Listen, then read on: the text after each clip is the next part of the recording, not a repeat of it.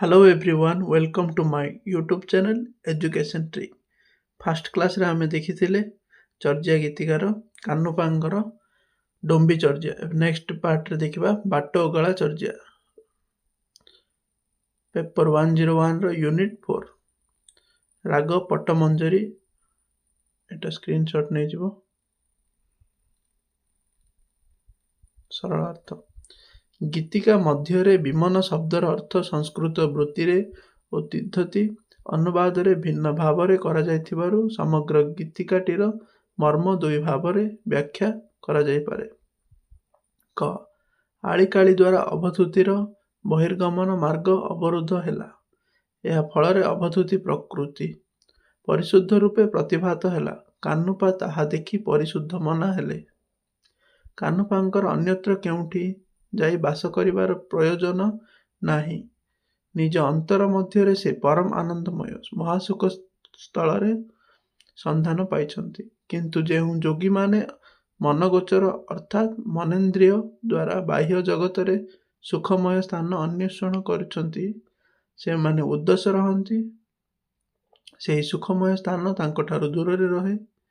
ସେମାନଙ୍କ ନିକଟରେ ସ୍ୱର୍ଗ, ମର୍ତ୍ତ୍ୟ, ପାତାଳ ବା କାୟବାକ୍ଚିତ ପରସ୍ପର ଭିନ୍ନ ଦେଖାଯାଏ ଏବଂ ସଂସାର ବନ୍ଧନରେ ଜନ୍ମ ମୃତ୍ୟୁ ସ୍ପଷ୍ଟ ପ୍ରତିଭାତ ହୁଏ। ମାତ୍ର ସହଜ ସାଧକ ଏହି ଭେଦ ଉପଲବ୍ଧ କରେ ନାହିଁ ଏବଂ ସାଂସାରିକ ଜନ୍ମ ମୃତ୍ୟୁ ଚକ୍ରରେ ପତିତ ହୁଏ ନାହିଁ। ସଂସାରରେ ଜନ୍ମ ମୃତ୍ୟୁ ବା ଉତ୍ପତ୍ତି ଭଙ୍ଗ ଦେଖି ତାହାର ମନ ସୁଖ ବା ଦୁଃଖରେ ବିଚଳିତ ହୁଏ ନାହିଁ। ସେ ଏସବୁର ଊର୍ଦ୍ଧ୍ୱରେ ପରମ ନିର୍ଲିପ୍ତ ଭାବରେ ଅବସ୍ଥାନ କରେ। ସହଜ ସାଧକ କାହ୍ନୁ ଏହି ଭାବ ଉପଲବ୍ଧ କରି ବିଶିଷ୍ଟ ମନ ହେଲେ ଅନୁଭବ କରିପାରୁଛନ୍ତି ଯେ ଆନନ୍ଦମୟ ମହାସୁଖର ସାଧକ ଅତି ନିକଟବର୍ତ୍ତୀ, କିନ୍ତୁ ଅବିଦ୍ୟା ମୋହିତ ଚିତ୍ତ ନେଇ ସେଥିରେ ପ୍ରବେଶ କରାଯାଏ ନାହିଁ। ସଂସ୍କୃତ ବୁଦ୍ଧି ଅନୁସାରେ ଖ ମହାସୁଖପୁରରେ ପ୍ରବେଶ ମାର୍ଗ ଅବଧୂତି ମାର୍ଗ। ଆଳିକାଳି ମାର୍ଗ ଦୁଇଟି ଉନ୍ମୁକ୍ତ ରହିବା ହେତୁ ସେହି ମାର୍ଗ ରୁଦ୍ଧ ହେଲା। ଏହା ଦେଖି କାହ୍ନୁ ବଡ଼ ଦୁଃଖିତ ହେଲେ।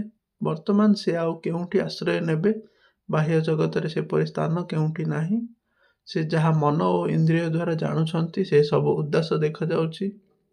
ତାଙ୍କ ନିକଟରେ କାୟା, ବାକ୍, ଚିତ୍ତ, ଧାତୁ କ୍ରୟ ଭିନ୍ନ ଭିନ୍ନ ରୂପେ ପ୍ରତିଭାତ ହେଉଛି ଏବଂ ସେ ଭାବ ବା ସଂସାର ଓ ଜନ୍ମ ମୃତ୍ୟୁ ସ୍ପଷ୍ଟ ରୂପେ ଉପଲବ୍ଧ କରୁଛନ୍ତି।